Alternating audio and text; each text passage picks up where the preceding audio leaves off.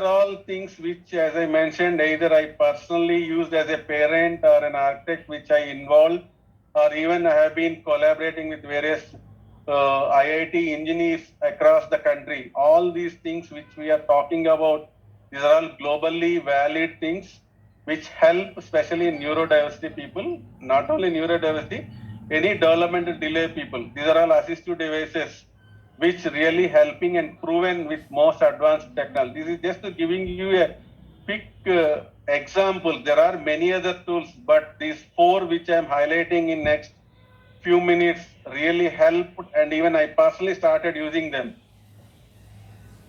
So first, more important, as we mentioned, especially autism and neurodiversity children, they cannot adapt to new environments.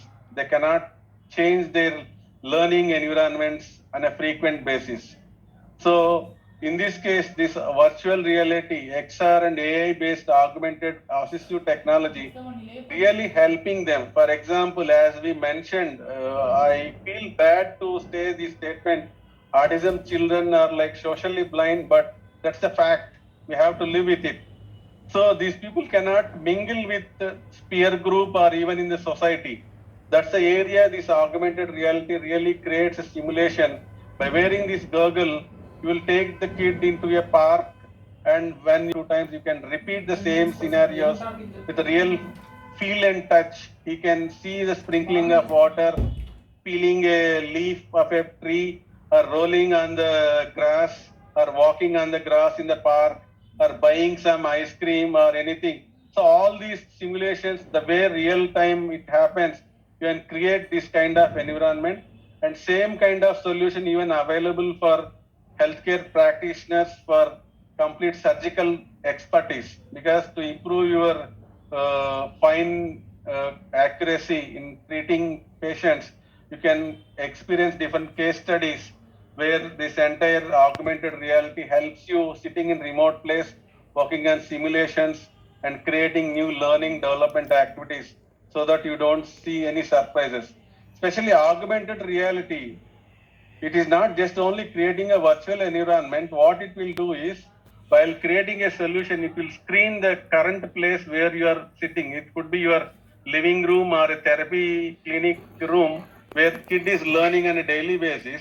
The same room will be completely screened through cameras, and new virtual objects will be created, like a cartoon coming up, or a normal any pet coming up greeting an employee, or even a student who are learning. So these are all things which are completely created virtual, adapting to your local environment, which is creating a major transformation. So very major in your cognitive ability, thinking process, motor, social, self-care, speech, language, and vocational, sensory, entire life skill. So especially the autism children have a difficulty in coordinating with their fine motors, brain and body motors. If they like it, they can lift 1 kg weight and then put it on the area where they want to put. But if you give a pencil, they will not have a control how much grip they need to give. That depends upon the person to person. Each kid behaves behavior differently, and all these kids need to be closely trained under skilled therapists or medical practitioners so that they learn better way, and creating these simulations really helping. And the second is about structure of intellect. In fact, this entire solution had more than 60 years history. So let me give you a small story. So during Second World War, this entire concept has been evolved. So US Army started hiring more number of people who are physically fit and started training. But when they went into battlefield, their success rate is only 40 to 50%. That means 50% people are not able to fit and complete their entire deliverables what they are trained for. Then group of psychologists has been consulted. How do we increase this efficiency to more than 90%? Then the group of psychologists said, you screen the people with different abilities and then train them. Then you see the success. That was proven during Second World War. And one of the psychology student was practicing child psychology, and then they start, why don't we adopt these kind of techniques in child development so that we can use this early screening and giving them cognitive training to the brain so that they start behaving using the cognitive skills in different activities that they're spending or performing in life skills. But overall, the technologies or concepts which I am mentioning really proven, and this has been practicing in more than 25 countries, and even India it is available. And I personally seen 4 to 5 children among 10. There it has been helped in bringing their skill upgrade in life skills learning during therapy services. The third one is about cognitive technology, cognable. So this is completely built with machine learning and assistive technology for autism, where you do research, scientists and IIT engineers and pediatricians were involved in this solution designing, where you can do early screening and design the whole program. For example, currently, based upon the medical practitioner or the skill of a therapist, when you do consult, evaluate, then you design IEP. IEP is nothing but individual education program. That means, as I mentioned, every kid is different and their curriculum changes every day. And based upon kid behaviors, you need to design IEP.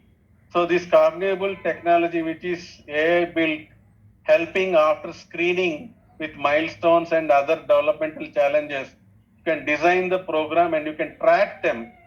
Even earlier case, the first example, virtual reality, now the technology enhanced in such a way that while you are doing simulations, your eye movements are closely monitored to remote sensors within that goggles, and then you are tracked how fast you are learning for first time, second time, after 1 week, whether it is really helping them. So that means therapists and psychologists or even case managers like me who are early intervention specialists correlating with different developmental challenges, able to track them with data driven. So that means whatever you are practicing during therapy through remote sensors, you are practicing them and you are seeing them completely, seeing the growth day by day with close monitoring. Similarly, cognizable technology is helping in early intervention as well as designing the programs, what kind of therapy activities need to be done based upon the kid's severity. And this is also helping for remote students so that you can, who cannot go to therapy or a hospital or a wellness center where you can directly practice at least at home. Parents can get trained and you can start using this kind of tools as a fingertip during home care. So this is another innovation technology which I personally practically use for my kid who is an autistic child who developed seizures during this wave 1 and wave 2 pandemic, because he is forced to stay. We see epileptic cycles. I personally tested this device and this is helping early detection of seizures. In fact, I presented this topic in International Patient Safety Conference with more detail.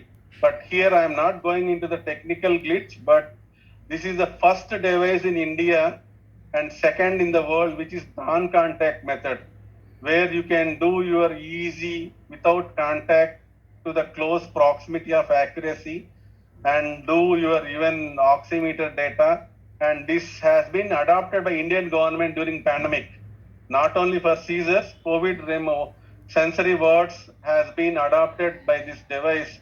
In fact, the inventor of this device is a close friend of mine who had a similar experience like me. Now, when I'm talking about neurodiversity, I feel emotional. I connect with my whole heart, being a parent, than a technology researcher or a healthcare practitioner.